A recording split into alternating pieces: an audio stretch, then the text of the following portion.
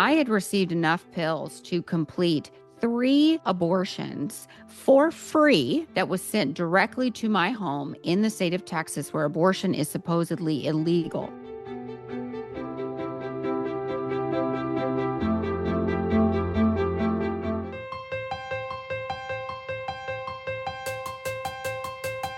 Welcome back to Straight Talk on Life Issues. I'm Victor Nieves, as always, joined by Brad Mattis, president of Life Issues Institute. Brad, today we're going to be talking about a very important conversation surrounding the illegal distribution of chemical abortion pills. Yeah, Victor, I think this should be the number one priority for the pro-life movement. It has to be, because it is impacting so many women.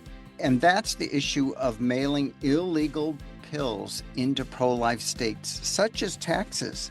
They have a law protecting nearly every baby from abortion, but yet those laws mean nothing if all of those pills are mailed into that state. That's right. The question remains, are the unborn really protected in Texas? And Brad, we've seen the video from Abby Johnson displaying just how easy it is for these chemical abortion pills to show up even in pro-life states like Texas. If you want to learn more about that, go to our website, lifeissues.org. But today we'll be speaking with Abby Johnson, founder and director of And Then There Were None Pro-Love Ministries. We'll also be speaking with Gabriella McIntyre. She serves as legal counsel for Alliance Defending Freedom's Center for Life. We're also joined by Dr. Jayaprabhu, a board-certified obstetrician gynecologist with over 25 years of practice experience. Dr. J, Gabriella, and Abby, welcome to the show. Thank you. Thank you, Brad. Happy to be here.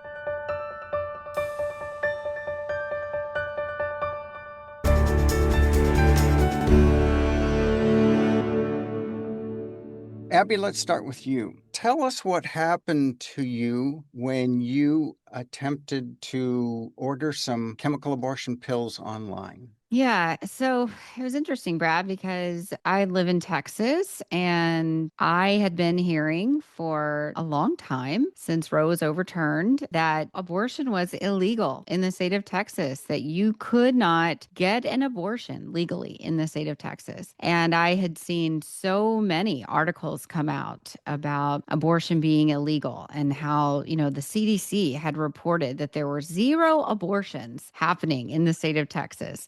And I knew that was a lie. I knew that wasn't true. I run 2 organizations that could tell me otherwise, that was not true. And so we knew women were getting access to abortion, and we knew that they were doing it legally. And so I told my team, I'm going to put it to the test. So I simply typed in, get an abortion pill in Texas. And I clicked on the first website that popped up. And in under 10 minutes, I had put in my real name, but I had put in a fake date of birth. I had put in my real address, and I had put in a fake last menstrual cycle date. And in under 10 minutes, I had confirmed the order and the date of delivery for the Mifeprex misoprostol combination abortion pill to be delivered to my door in 2 days' time. And I had said on the intake form that I did not have any money, that I needed financial assistance, and that was no problem. They've got deep pockets from their private donors, Warren Buffett being their largest private donor, who gives $130 million a year to help poor women have access to abortion. And in 2 days, I had a knock at my door, and it was FedEx, and they had delivered the pills to me, and all legal. Of course, I wasn't pregnant, so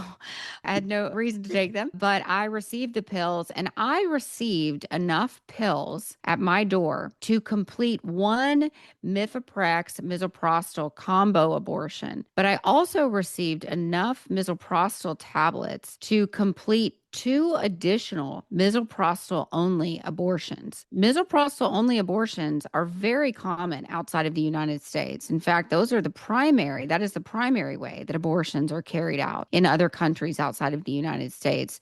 And I had received enough pills to complete 3 abortions for free that was sent directly to my home in the state of Texas, where abortion is supposedly illegal. I could go to any of the 50 states in the United States, in any state where abortion is supposedly illegal, and I could get these same pills sent to any address in any of those states. And, I put out this video not to be, a slap in the face to the pro-life movement, but to wake us up that we're running out here and we're making these claims that we've done all of this work in the pro-life movement. We're running out here making these claims that, abortion is zero. We have zero abortions in this state. We have zero abortions. We have 10 abortions in this state since we've passed all of these laws, since Roe has been overturned. And I think in the pro-life movement, we believed that overturning Roe v. Wade was going to be the linchpin, right? That was going to be it. But what have we seen, Brad? Abortions are up across the country. Abortions are up in states like Texas, in states where abortion is supposedly illegal. Abortions are up. Chemical abortions are up across the country. When I left Planned Parenthood 15 years ago, they said that by 2020, they wanted chemical abortions to make up over 50% of abortions. Well, they succeeded. By 2020, chemical abortions made up over 50% of abortions. They said that in the next 2 years, chemical abortions will make up over 80% of abortions. And I believe them. We don't need these brick and mortar abortion facilities hardly ever. And the only reason women are using them is for late term abortions. And guess what? Late term abortions are at a historical high. Have we actually completed the goal? No, we have not done anything that we thought was going to happen since Roe was overturned. And so I'm not out here saying, well, pro-life movement, shame on you. Not at all. But I'm here saying, pro-life movement, we have much more work to do. This is not the end at all. This is the beginning. And all of this work that we thought we did by making abortion illegal hasn't done actually anything that we thought it was going to do. Abortion is still happening right under our noses. It's happening at the tips of our fingers, and we have to do more to stop it. Yeah, well, let's back the truck up just a little bit. I want our listeners to understand that it was about a 10-minute span of time that you had free pills coming your way with literally no documented information, proof of pregnancy or age or anything.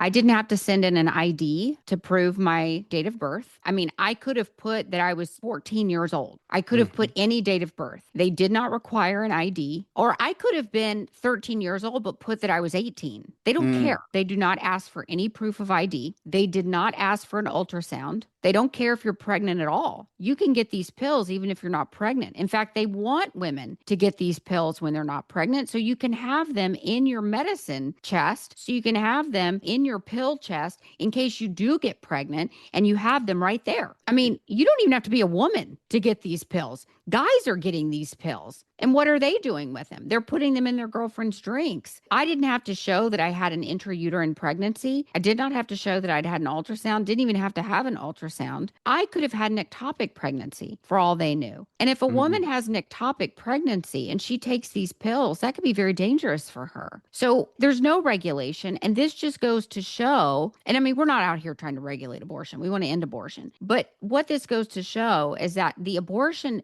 lobby, the abortion industrial complex, does not care about women. They've never cared about women. This is about completing child sacrifice.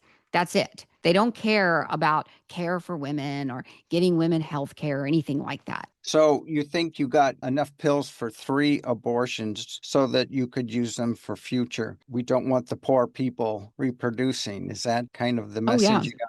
Yeah, 100%. And even on their instructions, they said you're going to take, and this was crazy. And I mean, Dr. J can talk more about this, but this is in my experience. When I worked at the clinic, we told women, the maximum dose of misoprostol that you would take in early pregnancy would be 800 micrograms of misoprostol. They are instructing women to take 1,600 micrograms of misoprostol in an early pregnancy, which is insane to me. I think it is setting women up for a potential uterine rupture. They are not telling women, go to the hospital if this happens. And they say, if you do go to the hospital, make sure you tell them that you're having a miscarriage, that you're not having an abortion. Tell them that you're not having an abortion. They're telling women to lie to the emergency room, to lie to these doctors if they do have to seek out emergency care. That's insane. To lie to medical professionals, it's crazy. Well, let's get Dr. J to weigh in if he'd like to on the dosage. Could you give, from a doctor's point of view, Your thoughts based upon what you've just heard? Yeah, so the way the abortion pills work, the Mifeprex is meant to stop progesterone, and it's a competitive inhibitor against the progesterone, so the receptor. So basically, it kills the baby, and then the side effect, the misoprostol, is meant to cause contractions and be able to expel the baby out. So essentially, you're delivering a baby. Essentially, women are delivering them in their toilet. That dosage, it is a significant amount of dosage, but it has been, my experience in the ERs has been that women have come in with sepsis, infection, hemorrhage, bleeding, all these complications at a much higher rate than what the FDA has publicized on their website. There was a study recently done, as y'all are probably aware of, that looked at 330 million US patients and identified 860,000 of them that took mifepristone. And after 45 days, they noticed a 10.93% of women experienced sepsis, infection, hemorrhage, and surgical infections, much higher rate than what the FDA says. So almost a 22 times higher rate than what the FDA has on their website. So these drugs are extremely dangerous. When the election was happening, there were a lot of reports about women dying from this. There were at least 3 that I'm aware of that I've had to talk about, where the media was saying, hey, if we had abortion available, this wouldn't be a problem. People wouldn't die. Well, my thought was, if we didn't have these drugs, people wouldn't die, right? If they Yes. weren't sent illegally. And so there's at least, several deaths that we're aware of. And what the left has done is they've come out with the statement, it's the safest Tylenol. I don't know if you've heard Oh, that, Brad, but yeah. it's, these drugs are as safe as Tylenol. And what they've done, that bait and switch, they basically took the number of deaths of Tylenol that happen in the United States. So these are men and women who have overdosed on Tylenol. So they've taken it incorrectly, and we end up with these deaths compared to the number of normal dosed mifeprex and misoprostol deaths, and they said, well, this is less than the deaths associated with Tylenol. But we do know that this is a very deadly drug or combination, in that it kills at least one patient every single time, and kills sometimes the mom too, and it definitely hurts the mom in a great way. So it just amazes me that Abby was able to get this with very little information, especially no ultrasound. There's not a history taken, really no idea of whether she really had a early gestation the way that the FDA initially allowed it to be given. So, Abby, tell us more about what prompted you to even try to order these abortion pills. And were you at any point concerned that because abortion is illegal in Texas, that you were going to get a knock on your door about it?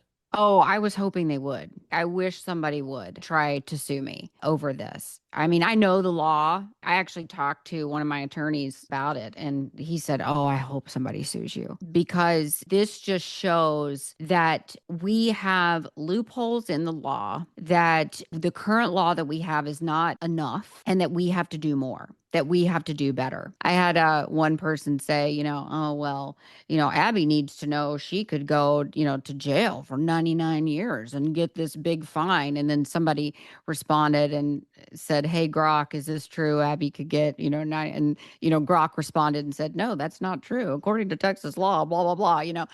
And so I don't even think that pro-lifers understand the law that's in place right now. It is not illegal to obtain, to handle, to take, to consume abortion pills. And so these pills are coming from states like California. The ones I got came from Los Angeles. I think it is important that we understand that we have more work to do. And I think what's happened in the pro-life movement, this is totally just a hypothesis, okay? But I think what's happened in our movement is when Roe was overturned, I think a lot of people in the movement, even people that have been working at it for a long time, were kind of like, whew, okay, that's what we have been waiting on, for 50 years. Like, we did it. Woo, okay. And then they kind of became complacent on the abortion issue. And then the conservative movement kind of moved on to something else. And what did they move on to?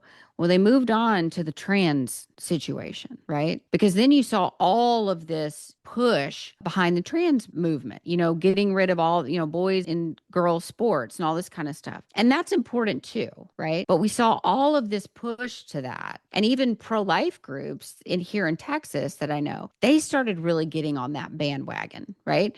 Now all of a sudden they're not pushing pro-life laws anymore. Now they're pushing like girls sports sort of laws. And I was like, wait a minute, but what pro-life laws are you pushing this session? Well, we're not. We're going after boys and girls sports. That kind of became the shiny object that we're looking at now, right? Because that's easy to sell. Even people who are gay and lesbian are fed up with trans people taking over their movement and boys being in girls' sports. I mean, Jillian Michaels, right? Who's a lesbian that lived in California, came out. Now she's apparently the conservative role model, a lesbian speaking at Turning Point events, even though she's a lesbian and she's actually a liberal. People are sick of it. They're sick of the trans thing, That's a very easy fight to have. But what's a hard fight to have? Abortion. So even though Roe's been overturned, we're still fighting it. And people are like, I'm kind of done with the abortion thing, right? It's too hard. So let me fight an easier battle. And so pro-life people are kind of jumping on this other bandwagon right now because abortion is just too hard to fight. And they're tired of fighting. And I get it. It is hard to fight. But that's why we have to keep putting it in their faces. We have to keep putting it in their face. No, this is still happening, guys. It's happening more now than ever. And it's easier now than ever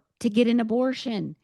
And it's not happening in these, sterile, neat and tidy little facilities. Women are having abortions in their bathroom. They're having them in hotel rooms. They're flushing their babies down the toilet. On this website I went to, it said, if you are more than 14 weeks pregnant, this is what you need to be looking for during your abortion. 14 weeks pregnant. I mean, women could be doing these abortions and they could be 18, 20 weeks pregnant. Guys, they could be delivering a live baby in their home. They could be watching a live baby suffocate to death on its own lungs in their bathroom. Almost 50% of women who have chemical abortion state that they felt like they were going to die during their chemical abortion. When I had my chemical abortion, I thought I was going to die. I thought my parents were going to find me dead in my bathroom. That was the last thing I remember thinking before I passed out on my bathroom floor, that my parents are going to find me dead. This is not normal.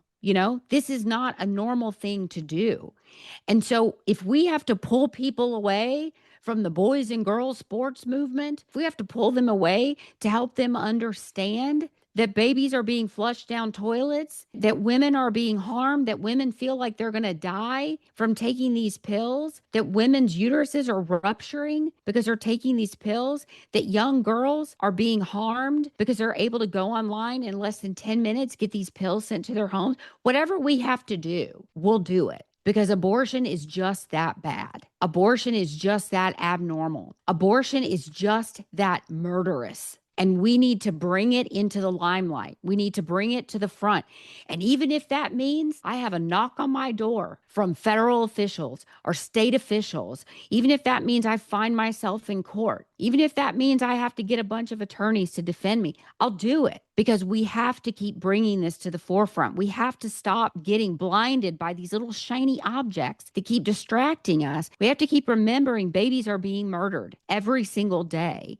And that's where our eye has to be every single day. Yeah. Let's look back on your experience with ordering the pills. Now, in any legitimate medical exchange of this type, there would be absolute detailed instructions on how to take the pills, what to look for, and should that happen, then a hotline where you can seek immediate emergency help. Did any of that take place, as well as follow-ups? Did anybody follow up with you? No, there was no follow-up. And the only instructions I had were at the time when I was clicking through making the order. They said, if you run a fever of over 100.4, if you're bleeding through 2 pads an hour, things like that. The same instructions we gave to people when I worked at the clinic 15 years ago. Then, you may want to call a local physician, but what it said on there was, if you're having severe cramps, you can soak in a bathtub. You can listen to music. That'll help your cramps. Listening to music as you're killing your baby, that'll help. I mean, it was just insanity. And,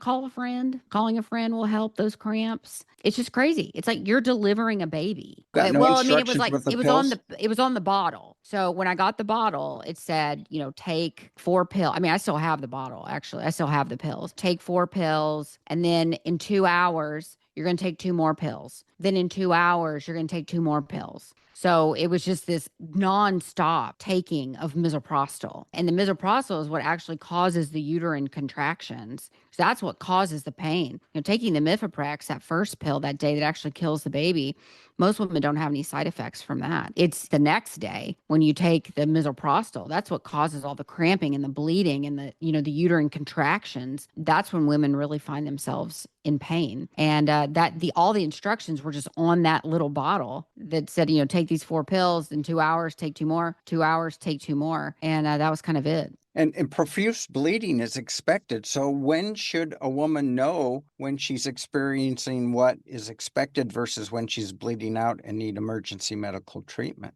I mean, you don't really know. I mean, it says if you're bleeding through 2 pads. Well, what pads? Like overnight pads? It's all kind of subjective, right? Yes. Mm-hmm. And when you're having that much pain, this is another part of the video that was crazy to me. Every single interaction I had with this website. So when I would email them back and I would say, yes, this is what, I'd email them back, my name or something like that. Every single response was an automatic response, Brad.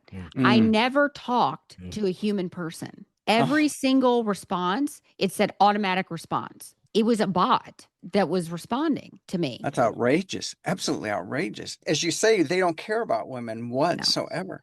No, I never talked to a human being. And it said specifically when I signed the agreement, it said that I had spoken to a doctor. It said that I had spoken to a medical professional. And I signed it saying that I did, but I never did. I never even talked to a human being. I had been speaking to a computer the whole time. So, I mean, it was crazy.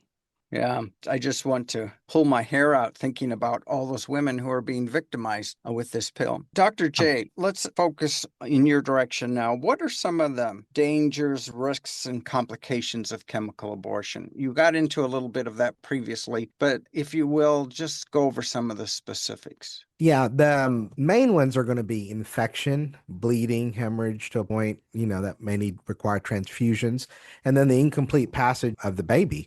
And so we may need a surgical procedure to try to fix this. And what's been done with the FDA labeling of it has been that these are expected things. And so we don't necessarily count these as a complication. But when you actually look at women, like Abby was saying, I mean, this is absolutely painful. There was a Norwegian study that came out that looked at comparing the pain that these women have, and they say things like worse than childbirth. It's like a day in hell. I mean, these are the terms that are being used to describe the amount of pain, and they're enduring this in their bathroom with no physician, no nursing help, nothing that that modern medicine can give and help with. And so there definitely is not any sort of care for women that the abortion industry is doling out. It's purely eugenics, I think their main point is out of all of this, but pain is just absolutely tremendous on this.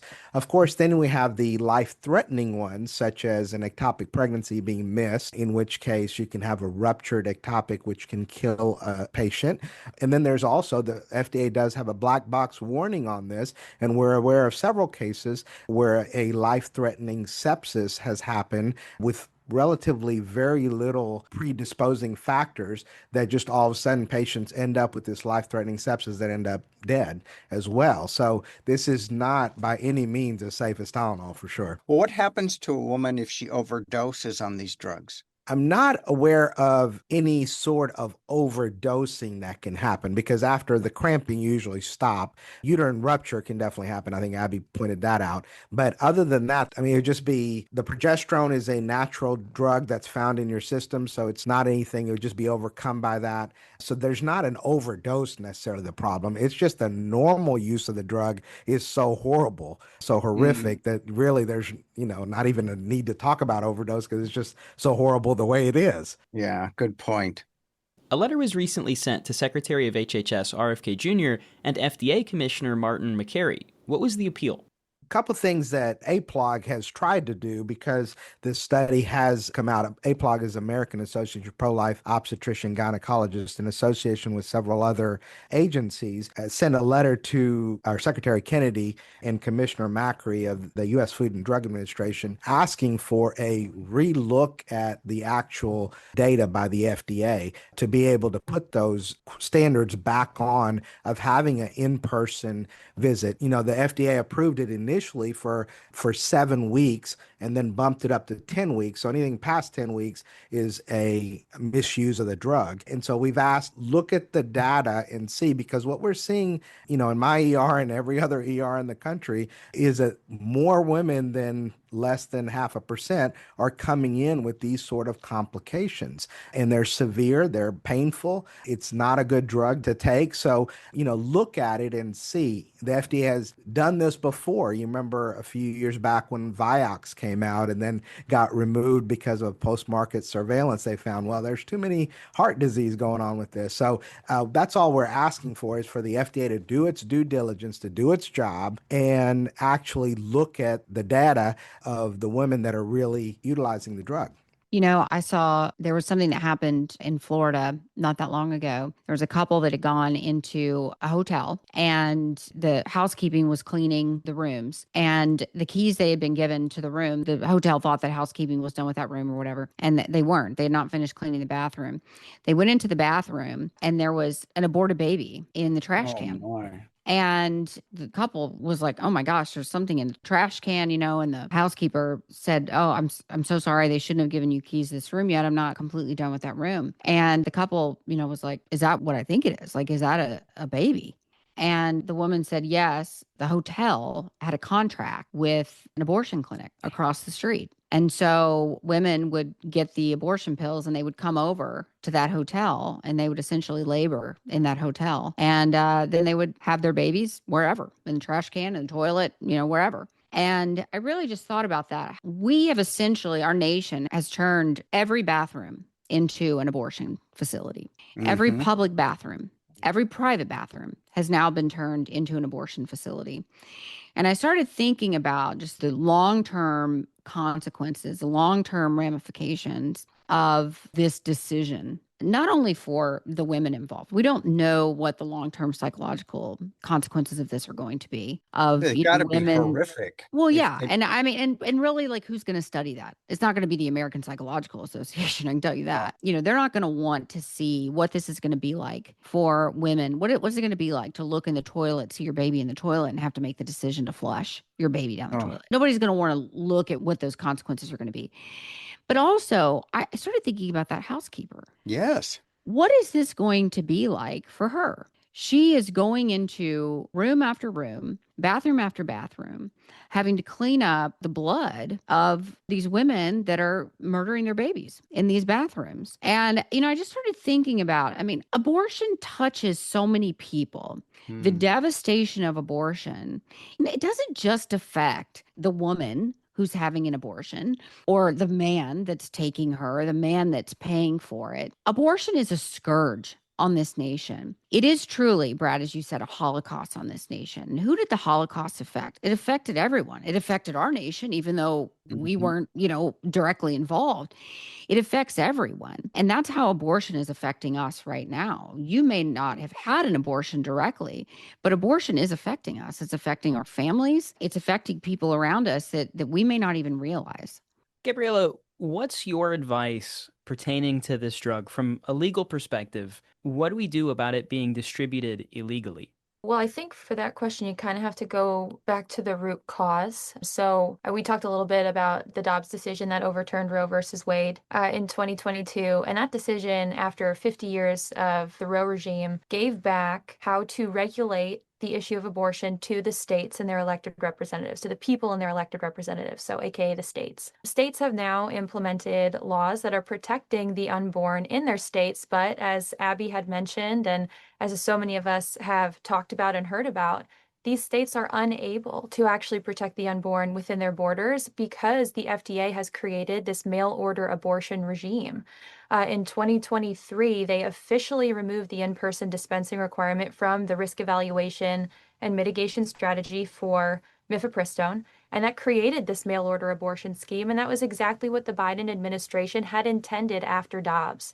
They called Dobbs a decision that could potentially disrupt women's access to abortion, especially in states that are pro-life. And that was the intent, was to make these drugs available in all 50 states, regardless of how the people in those states wanted to regulate abortion, regardless of how they wanted to protect unborn life. And we see this time and time again. There's an investigation going on right now against a doctor in New York from multiple states who's been sending abortion drugs over the border into states like Louisiana and Texas for a variety of people, even women who are not the actual person who's taking the drug. For example, there's one indictment against a New York doctor named Margaret Carpenter, who sent abortion drugs into Louisiana, allegedly to a mother who then coerced her daughter to take the drugs. Her daughter had been planning, according to filings, her daughter had been planning to celebrate the gender reveal of her baby. She did not want to abort her child, and yet you have abortion drugs being sent into states like Louisiana, Texas, all over the United States where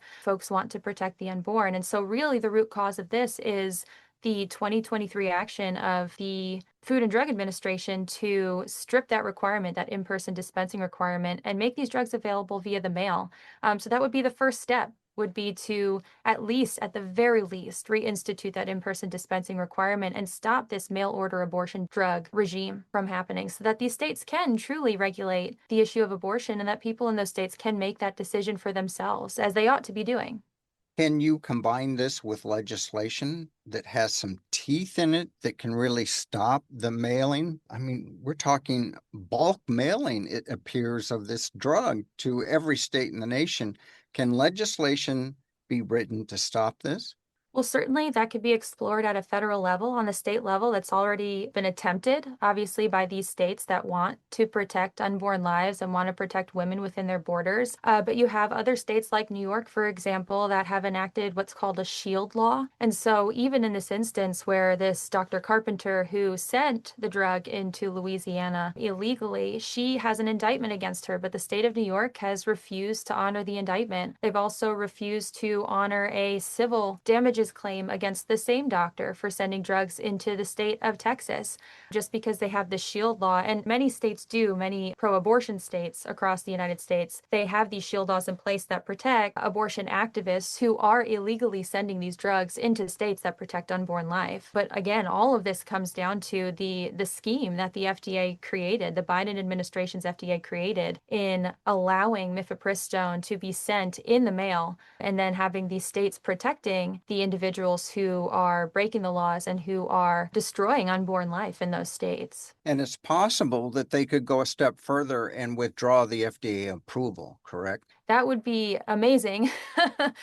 Certainly, if they did so. Yeah, there's a lot of reasons that should happen, certainly. Right now, I think the focus, certainly, of the Trump administration has been on investigating, as they said, these studies, these new studies that have come out, duplicating and replicating those studies to try to see, what is the actual adverse effect of this drug. Certainly, it is more than what the FDA label states, which is that roughly 1 in 25 women who take this drug as directed are going to go to the emergency room experiencing a complication. But the FDA removed in 2016 the requirement that the drug sponsors had to actually report adverse events except for death. And so it's been very hard to track just how awful the effects of this drug have been unless you have those states who are reporting it and doctors who are reporting it. Dr. J, what would you say to a woman who's considering buying abortion pills?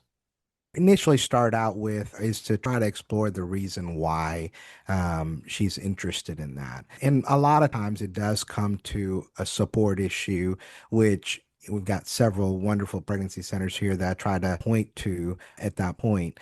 But I also talk to them about the side effects associated with it, kind of what we've talked about here, how horrible it's going to be, not just for the abortion portion, but then I see women, in their 20s, 30s, 40s, 50s who are still grieving from the abortion that they had, Victor. And that's just horrible to witness and not be able to, really get over the loss that they have and haven't really grieved that part. And it affects them. There's depression, there's anxiety. And as it's been said here, there's not a study that points towards that. And it kind of boggles, my mind that in my medical literature, there's nothing that really talks about what the toll of abortion is when we have 1 million abortions a year in the United States. I mean, that's a pretty significant number. And there's not a consequence of what emotional trauma occurs out of it. And so, I try to counsel them through that. I do tell them that, we're here for them. I mean, whatever route they pick, we're here to take care of them and love them through it.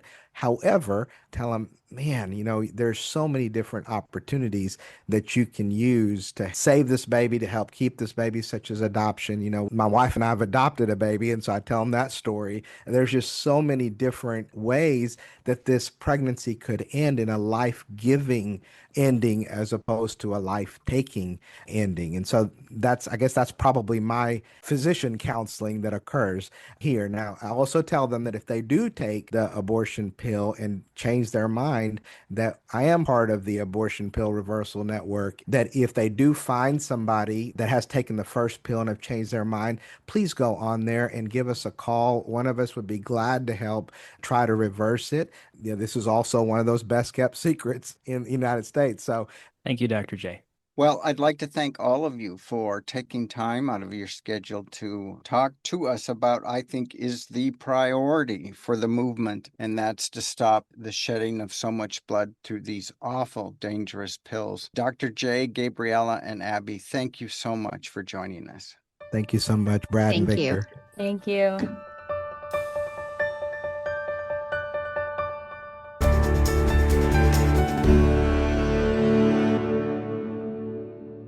Well, Brad, this conversation's been extremely important. I'm very grateful for Abby and the work that she did to expose a massive hole in the protection of unborn babies, seeing how the mail-out application is just so dangerous. Yeah, I think there's some truth to what she said about the pro-life movement getting a little false sense of security when Dobbs went down and Roe was overturned, because so much work needs to be done. And she's pointing that out. And the movement really needs to listen to her. Well, and we also need to get out the information to all of these women just how dangerous these drugs really are. Dr. J explained that to us. About 11% of women having very serious consequences is no small number. Yeah, and you could see the compassion and love for women that Dr. J and Gabriella have, and their passion and desire to help protect these women, as well as Abby's passion, of course. Absolutely. And to you, our listener, I want to encourage you to visit our website, lifeissues.org. There you can learn all you need to know about the chemical abortion drug and its dangers. You can also learn about abortion pill reversal. That's on our website, lifeissues.org, so that you can share these resources with friends, family members, so that together we can help protect women and their babies from this dangerous pill. Be sure to tune in next week for another Straight Talk on Life Issues.